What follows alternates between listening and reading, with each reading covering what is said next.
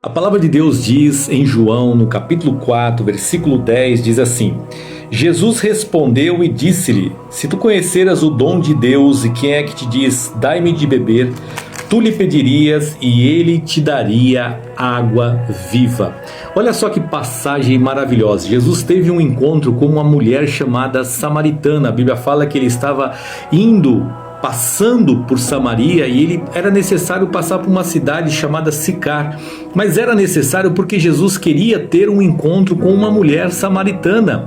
Na verdade, essa mulher estava sedenta, ela precisava de Cristo, e Jesus ele foi exatamente naquele lugar, em um poço, no meio-dia, justamente para encontrar uma única mulher, porque todos são especiais para Deus.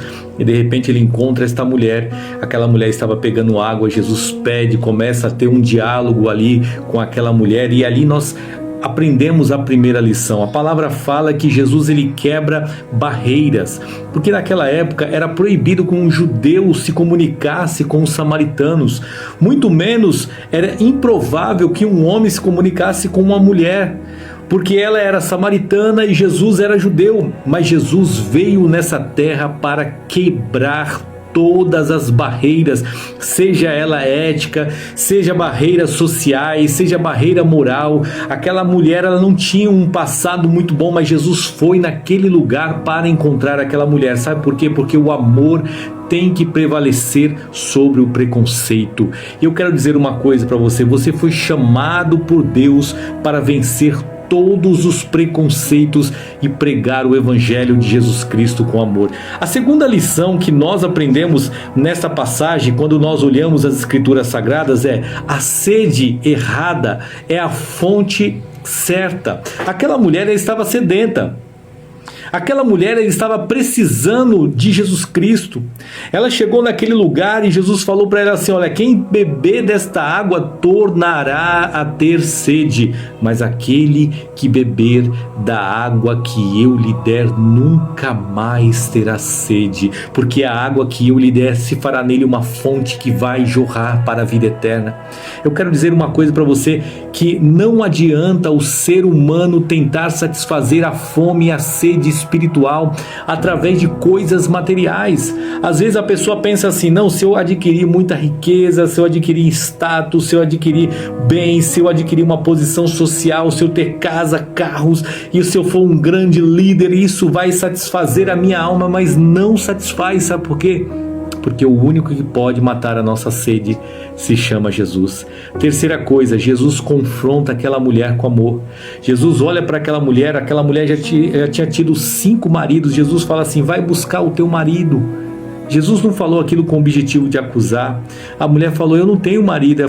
Jesus falou assim: disseste bem, porque você já teve 5 maridos e a pessoa que você está agora não é o teu marido. Mas Jesus falou aquilo ali não com o objetivo de acusar. Jesus ele vai lá, ele toca nas feridas. Sabe com qual objetivo? Ele toca nas feridas com o objetivo de te curar. Ele conhece você intimamente, ele conhece você por dentro, ele conhece você por fora. E quando você pensa assim que ele não está nem aí, não está olhando para você, que Deus não sabe as suas dificuldades, ele olha o teu coração, ele olha a profundidade da sua alma e ele vai lá na ferida, naquele lugar onde ninguém consegue entrar, para curar você. Quarta coisa que nós aprendemos com essa lição: a verdadeira adoração. A mulher estava querendo colocar religião para Jesus, falar assim: nossos pais adoraram neste monte, mas os judeus falam que é lá em Jerusalém o lugar verdadeiro da adoração. Jesus falou: mulher, crê somente que a hora vem, nem nesse monte, nem em Jerusalém nós iremos adorar o Pai, porque Deus é Espírito e importa que os verdadeiros adoradores o adorem em espírito e em verdade, porque o Pai está procurando aquelas pessoas que assim o adoram. Deus não quer saber se você é um religioso, Deus não quer saber de palavras vazias, Deus não quer saber de rituais, Ele quer saber da sinceridade do seu coração, se você é um verdadeiro adorador, se você tem adorado a Deus com a sua vida, com as suas atitudes, com o seu ser, o que você tem feito da sua vida. Deus quer e procura os verdadeiros adoradores. Quinto, Jesus se revela para ela como Messias.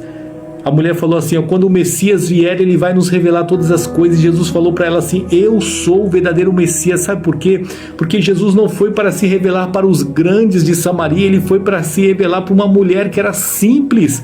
Jesus, ele quer se revelar para você. Muitas vezes você fala assim, mas quem sou eu? Eu sou pequeno, eu sou inferior, eu não sou ninguém. Mas Jesus está procurando justamente as pessoas simples e humildes de coração para se revelar. E sexto, de transformada a testemunha. Aquela mulher, ela foi receber um toque tão grande da parte de Deus que ela não ficou para ela, não. Ela entrou em Samaria e falou para a cidade inteira, venha ver o Messias, venha ver um homem que revelou toda a minha vida, certamente ele será o Messias, ele é o Messias. E a cidade inteira veio sedenta para escutar Jesus, e Jesus pregou para a cidade, e Jesus fez uma grande colheita, de tal maneira que as pessoas chegaram a dizer, nós acreditamos agora nele, não pelo aquilo que ela falou, mas nós acreditamos nele por aquilo que ele tem dito. Deus te chamou para ser uma testemunha verdadeira. Quando ele impactar a sua vida, transformar a sua vida, curar a sua alma, sabe o que vai acontecer? Você não vai ficar calado, você vai ser uma verdadeira testemunha de Jesus, porque o que Deus fez na sua vida, você vai desejar que aconteça na vida das outras pessoas também. E conclusão, qual é a sede que você tem de Jesus Cristo? Se você for a Ele com sede, Ele vai saciar a tua sede. Deixa o cântaro para trás, deixa as atitudes antigas, deixa o velho para você receber o novo. Beba desta água da vida, porque Jesus falou assim, aquele que beber desta água tornará a ter sede, mas aquele que beber da água que eu lhe der nunca mais terá sede. Seja um instrumento de transformação na vida de outras pessoas. Que você possa receber esta palavra em nome do Senhor Jesus, e que Deus abençoe você e toda a sua família em nome de Jesus.